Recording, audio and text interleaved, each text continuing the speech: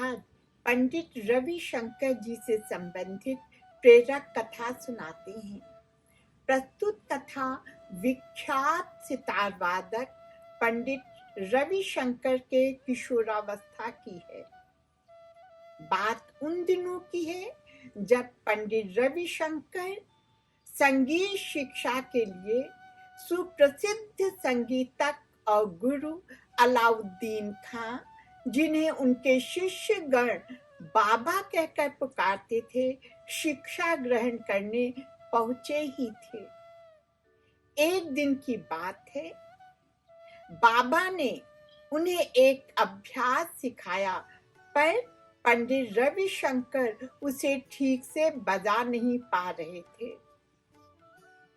इस पर बाबा ने कहा, तुम्हारी कलाइयों में जरा भी ताकत नहीं है, छी।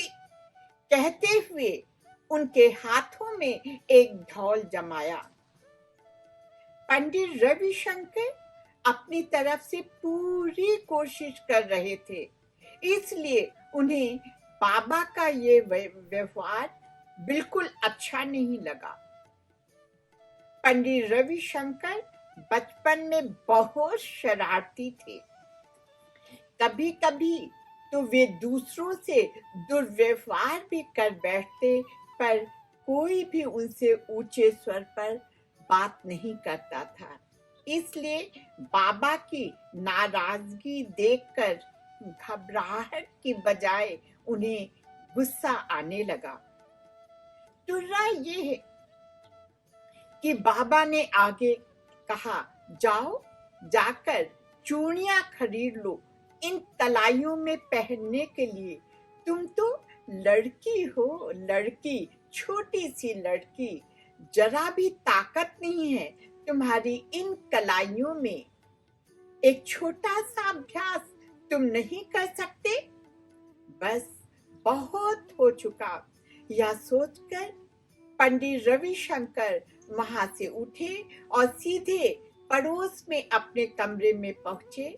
बोरिया बिस्तर बांधा, स्टेशन में पहुंचकर अपने घर का टिकट कटा लिया, पर ट्रेन तो जा चुकी थी। शाम की गाड़ी से चला जाऊंगा, यह सोचकर वे वहीं बैठ गए।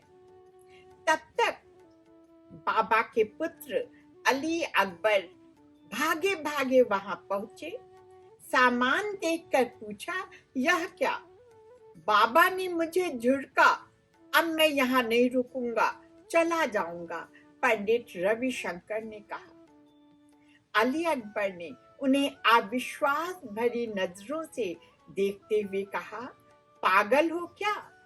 एक तुम ही हो जिस पर बाबा ने कभी हाथ नहीं उठाया, और इस बात पर हम सभी हैरान हैं।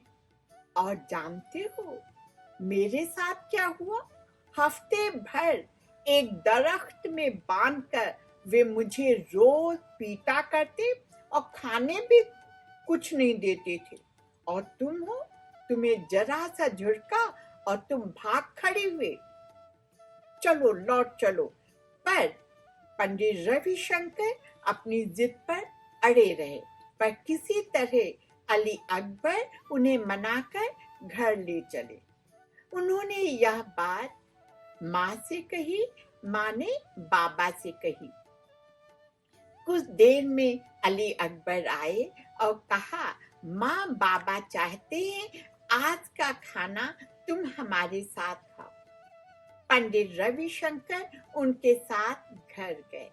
उन्हें देखते ही माँ ने कहा, आओ, आज तो तुम जा ही रहे हो, मगर थोड़ी देर जाकर बाबा के पास पहुंच बैठो।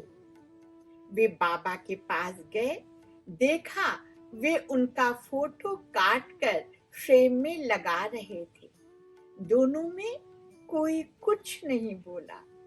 कुछ देर में पंडित रविशंकर ने उन्हें प्रणाम करके कहा, आज मैं जा रहा हूँ। थोड़ी देर बाद बाबा ने कहा, बस इतना ही?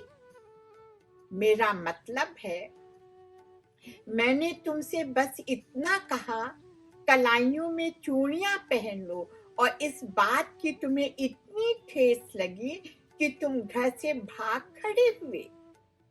बाबा को इस तरह बात करते किसी ने कभी नहीं देखा था, इसलिए पंडित रविशंकर की आंखें भर आई। तब तक बाबा उनके पास पहुंचे और बोले, जानते हो, बंबई से चलते हुए तुम्हारी माताजी ने तुम्हारा हाथ मेरे हाथों में देते हुए कहा था, इसकी अपने बेटे की तरह ही देखभाल कीजिएगा। तब से मैंने तुम्हें अपना बेटा ही माना है और तुम इस तरह ये संबंध तोड़कर भाग रहे हो। अब तो पंडित रविशंकर फूट फूट कर रोने लगे। और स्वाभाविक है, इसके बाद वे भाग कर नहीं गए। हाँ, इसके बाद जब भी बाबा को पंडित रविशंकर पर गुस्सा आता तो वे उनकी जगह किसी और को मार देते। अच्छा ये बताइए, अगर उस दिन पंडित रविशंकर भाग खड़े होते तो क्या विश्व विख्यात सितार वादक बन पाते? कदापि नहीं। सच ही है, अभ्यास, कठोर परिश्रम और समर्पण से ही सफलता मिलती है। आज स्वस्थ रहिए, सानंद रहिए, सक्रिय रहिए, सार्थक रहिए। कृपया मेरे चैनल को सब्सक्राइब, लाइक और शेयर कीजिए और हाँ, कमेंट करना ना भूलिएगा।